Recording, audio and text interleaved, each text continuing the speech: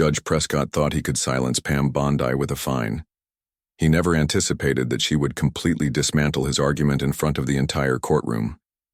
The Tampa, Florida courthouse had witnessed many legal battles, but on that particular morning, no one could foresee the storm that was about to unfold. Pam, sharp and unyielding as ever, entered through the heavy wooden doors with her briefcase in one hand, the other adjusting her blazer's lapel.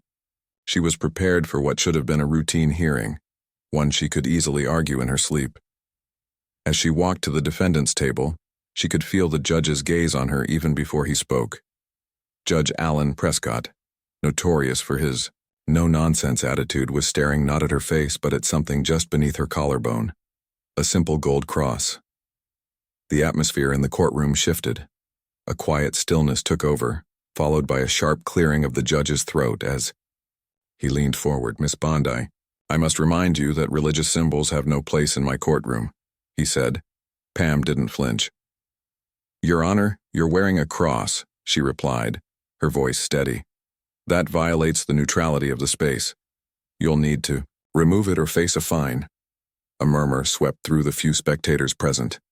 The bailiff shifted uneasily and the clerk quickly glanced between the judge and Pam. This wasn't the first time a judge had tried to exert control in an unconventional manner, but it was the first time anyone had considered fining a lawyer for wearing jewelry. Pam didn't move. "I'm sorry, Your Honor, but my cross is no different from a wedding ring or a locket with a family photo inside." Judge Prescott's expression remained unyielding. "That's not how I see it," he sighed, already weary of the discussion. "Either remove it or I'll have to fine you for disregarding courtroom neutrality." For the first time in her career, Pam Bondi found herself fined, not for misconduct but for wearing a piece of jewelry. The fine itself didn't concern her. It was what it represented. She didn't take off the cross. Instead, she folded her hands over her briefcase, maintaining a composed demeanor. She wasn't going to back down. "Your Honor, before we continue, I'd like to address this issue formally." Judge Prescott raised an eyebrow. "Address it? How?" "I will file an objection and would like to state my argument on record." The judge smirked and glanced at the clock on the wall. "Miss Bondi, I'm sure you're aware that this hearing is about a business dispute, not your personal grievances." Pam didn't flinch. "I'm also aware that the First Amendment doesn't take a recess for personal opinions." That got his attention. He leaned back, narrowing his eyes slightly. The court reporter's fingers hovered above her keyboard. The room had become tense, not because of the legal matter at hand, but because a seasoned attorney was challenging a judge's authority right in front of everyone. Pam knew she was treading on thin ice, but there was no turning back. "You're fining me for wearing a cross. Let's break that down legally, shall we?" The judge rubbed his temples in frustration, but Pam was already pulling a sheet of paper from her briefcase. She wasn't going to just argue. She was about to take apart his entire premise. Judge Prescott had no idea how deep of a hole he'd dug for himself.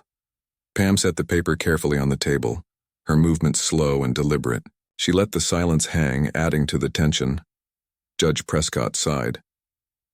"Ms. Bondi, I don't have time for theatrics." Pam didn't blink. "Neither do I, Your Honor. But what I do have is a firm understanding of constitutional law."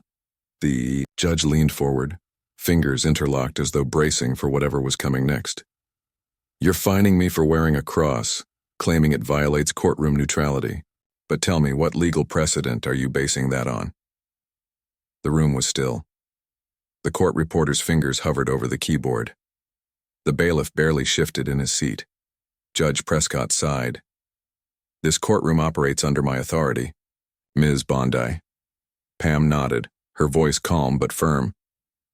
"It does, but that authority isn't above the Constitution." She tapped the paper in front of her. "And under the First Amendment, personal religious expression is protected, especially when it doesn't disrupt proceedings." The judge scoffed. "You're an attorney, not a law professor." Pam's lips curled into a thin smile. "Then let's talk case law, shall we?" She picked up the paper. Tinker v. Des Moines, 1969, a landmark case that established that individuals don't shed their constitutional rights when they enter a government institution. whether it's a school or a courtroom. Judge Prescott's jaw tightened just slightly. He knew the case. Everyone in the legal field did. Pam didn't. Stop. West Virginia State Board of Education versus Barnett, 1943. The Supreme Court ruled that compelling individuals to remove or hide symbols of personal belief is a violation of their First Amendment rights. She set the paper down. Now, Your Honor, would you like me to continue, or would you prefer to reconsider that fine? The judge's fingers drummed against the armrest of his chair. He was cornered, but his pride refused to let him concede just yet. This is not a religious debate, Miss Bondi, he muttered. Pam tilted her head. Then why did you make it one? A few quiet gasps escaped the spectators. Judge Prescott's face darkened, his voice sharp, but the authority in his tone was slipping. Pam leaned forward, her voice steady. With all due respect, Your Honor, I'll stop when I receive a legal justification for this fine. So far, I haven't heard one. A long pause followed. Finally, the judge looked at the clerk. Mark the fine as pending review. Pam smirked. I'll take that as a temporary victory. But she wasn't done. The real fight had only just begun. Judge Prescott, his face unreadable, shifted uncomfortably in his chair. He had expected compliance, not a full-blown constitutional challenge. The air in the courtroom was electric now. Pam could feel the weight of everyone's gaze on her. She had drawn a line in the sand. Prescott had two choices: stand by his weak justification and risk humiliation, or backtrack without losing control. But Prescott wasn't one to back down easily. Ms. Bondi, he began, his tone controlled. Courtroom rules exist for a reason. If I allow one form of personal expression, I open the door to all of them. Pam pressed her lips together. You mean like the wedding bands worn by half the attorneys here? Or the lapel pins you allow on government officials? Prescott's jaw tightened. Pam didn't let up. Or let's talk about the time you allowed a defense attorney to wear a pink ribbon for breast cancer awareness during a trial. You had no issue with that. A murmur spread through the room. Prescott shot a glare toward the spectators, but the damage was done. Pam had exposed his selective enforcement. Pam sat back, crossing her arms. So tell me, Your Honor, why does this rule only apply to my cross? Prescott's fingers curled around his desk. He was trapped, and everyone could see it. He had enforced an unwritten rule based on personal bias, and it was crumbling beneath him. For the first time in the entire hearing, he didn't have a response. Pam didn't gloat. She let the silence linger, letting everyone absorb the reality of the situation. Finally, she delivered the final blow. If you stand by this fine, Your Honor, I'll file an appeal before the ink dries on your ruling.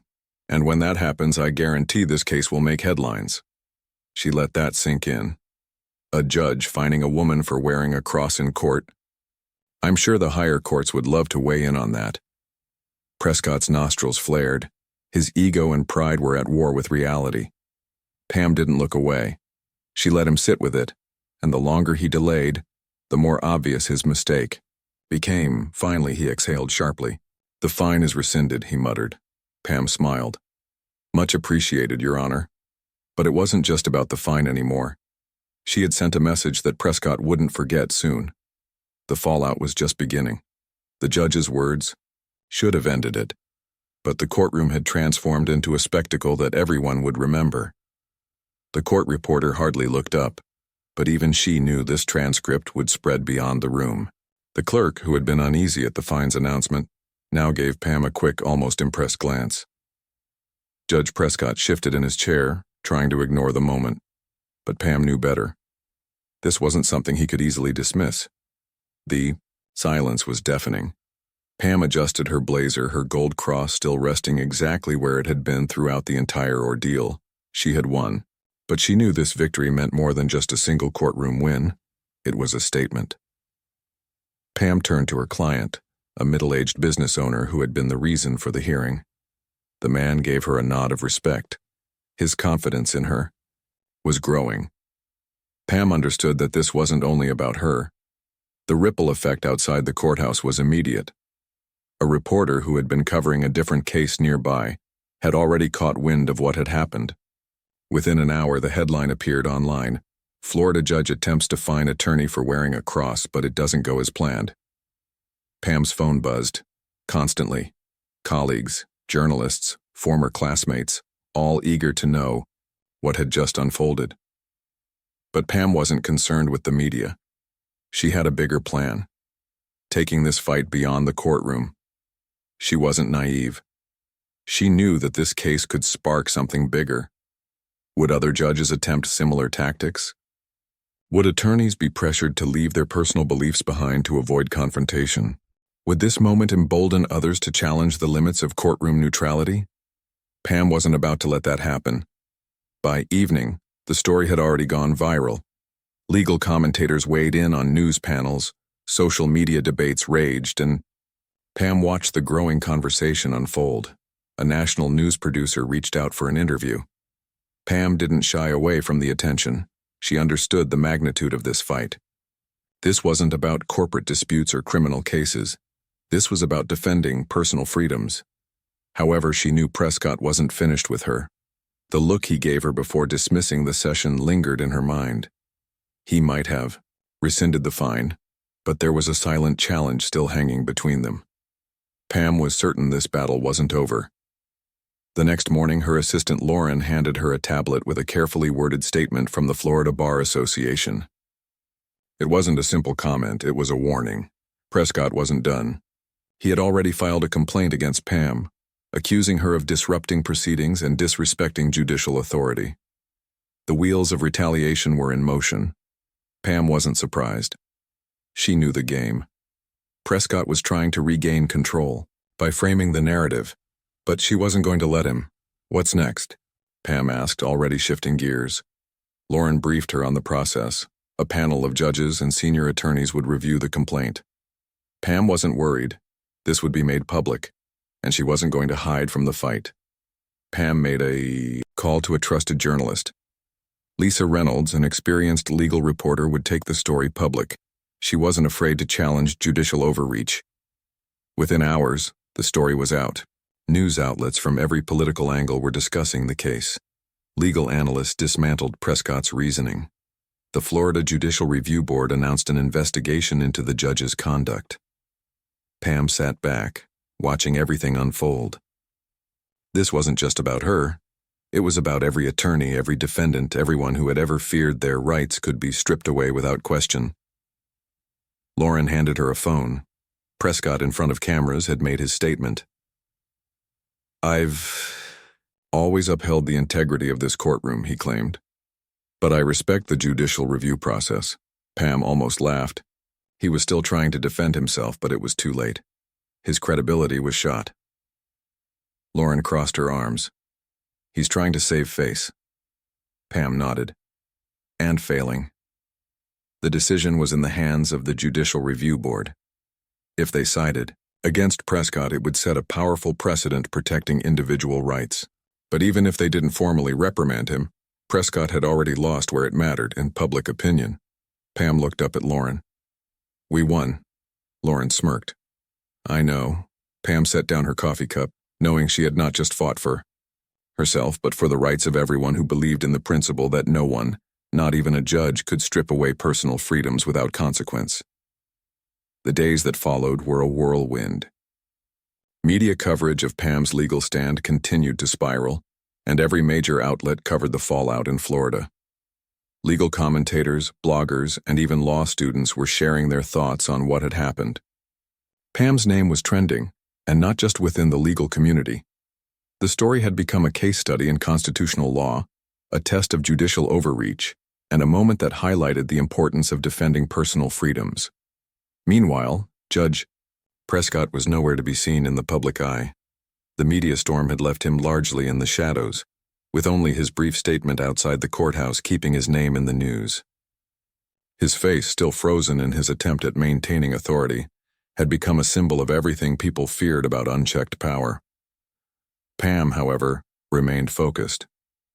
She knew this wasn't just about the fight against Prescott anymore.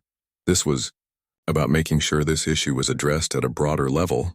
She had won the courtroom battle, but there was a bigger issue at hand.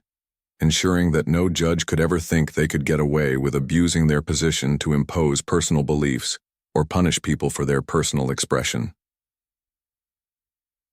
The next step came swiftly. The Florida Judicial Review Board issued a statement that it was opening an official investigation into Judge Prescott's conduct. While it didn't guarantee an immediate result, the fact that the board had acknowledged the complaint and begun a review was a significant victory in and of itself. The media was quick to seize on this as another win for Pam, framing it as yet another blow against judicial overreach. This wasn't just about one judge anymore. It was about keeping the courts from becoming ideological battlegrounds. Pam had anticipated this. The whole point of drawing attention to Prescott's actions wasn't just to win the moment, but to make sure that others who might find themselves in similar situations in the future had a precedent to stand on.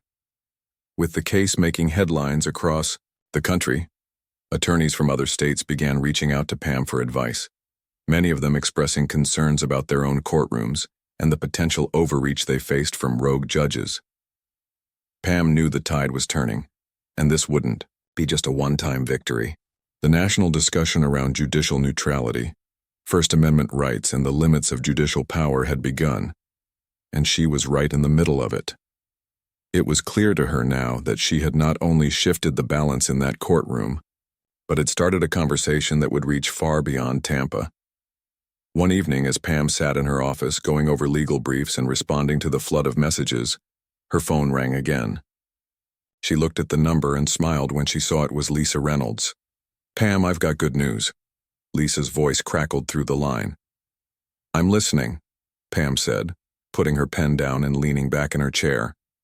"Prescott's being investigated by the Judicial Review Board, and it's going public. But here's the kicker. They're considering reviewing his entire handling of courtroom decorum issues, not just your case. This could open the door for a larger discussion on how courts enforce personal expression." Pam couldn't help but smile. This was what she had wanted. The conversation had gone national, and now it was becoming a platform for real change. "That's great news," Pam replied. "What's the next step in the media?" Lisa didn't miss a beat. "I've already got a legal analyst lined up for tomorrow's segment. We're going deep into the potential fallout for judges who take personal biases into their rulings. This could shake things up across the country, Pam." "Keep me posted," Pam said. "I want to make sure this message is clear, that judges have a responsibility to uphold constitutional rights, not just their own personal beliefs." "You got it," Lisa confirmed. "And Pam, this could turn into something bigger than just one courtroom. The ripple effects from this case could change how attorneys and the public view the role of judges nationwide." Pam sat back, her mind racing. She had known from the start this wasn't going to be a simple fight. But now, as things escalated, it was beginning to take shape into something that could have a far-reaching impact on the way courts operated, and she was at the forefront of it.